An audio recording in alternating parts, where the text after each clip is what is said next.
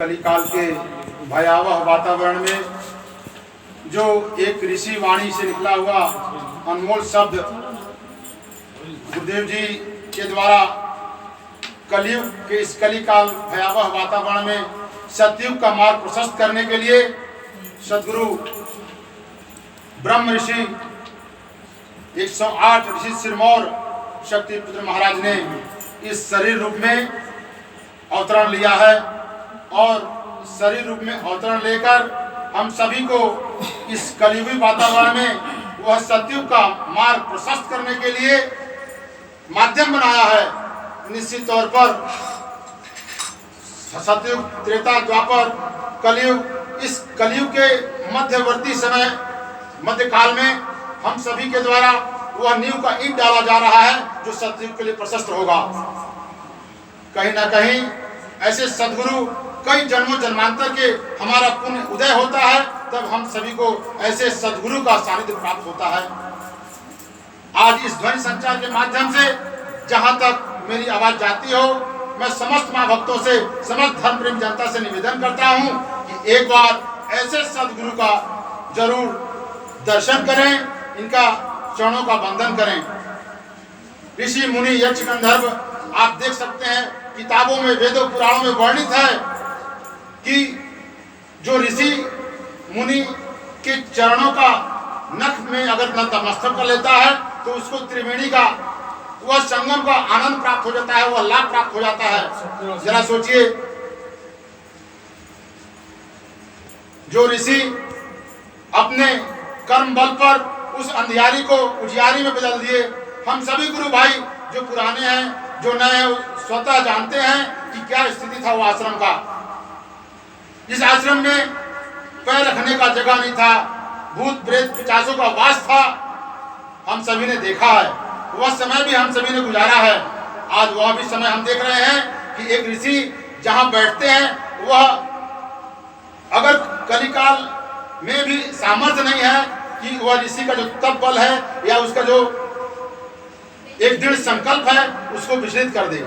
वही संकल्प को लेकर गुरुवर ने उस सिद्धाश्रम धाम का स्थापना किया मऊ में, और वहां से एक प्रकाश पुंज जो पूरे विश्व में आज धीरे धीरे सतयुग का वातावरण प्रशस्त कर रहा है।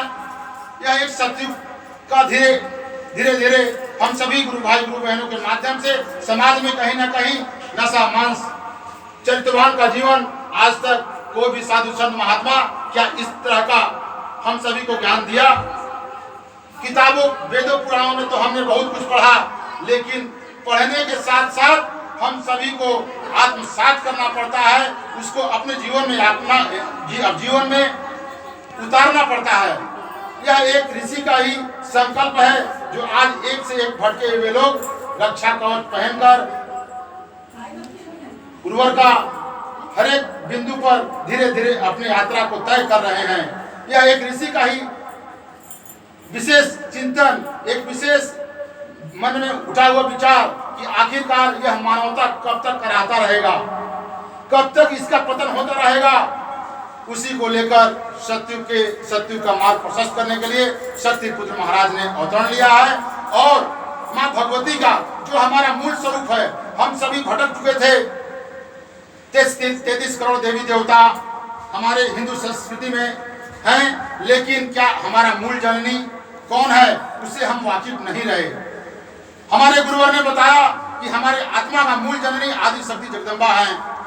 जब हम इस जगदम्बा का आराधना करते हैं तो 33 करोड़ देवी देवता इनसे ही इनका उत्पत्ति हुई है, वह सब उसमें विलीन हो जाते हैं। तो जरा सोचिए, अगर हम माँ की आराधना कर लिए, आदि शक्ति जगदम्बा का आराधना कर लिए, तो 33 करोड़ देवी देवता का भी आराधना साधना हो गया। और हम सभी सौभाग्यशाली हैं कि ऐसे गुरुवर के द्वारा वह 40 पाठ दिया गया जिसमें सभी कुछ समाहित है। फिर किसी चीज की कल्पना नहीं करने की आवश्यकता है कि हमें ये चाहिए वो चाहिए, सब कुछ दुर्गा 40 पाठ में समाहित है। अगर हम एक एक पाठ को शब्दों का गौर करें, उस पर मंथन करें, विचार चिंतन करें, तो हमें कहीं वेद पुराण पढ़ने की आवश्यकता नहीं। वेद पुराण के टोटल व्यवस्था दुर्गा चालीसा पाठ में निहित है। केवल आत्मसात करना है और आत्मसात करके उस परम सत्ता की ओर बढ़ चलना है। इन्हीं शब्दों के साथ मैं गुरु और माता श्री चरणों में नमन वंदन करता हूँ। सभी को जय माता की, जय गुरु।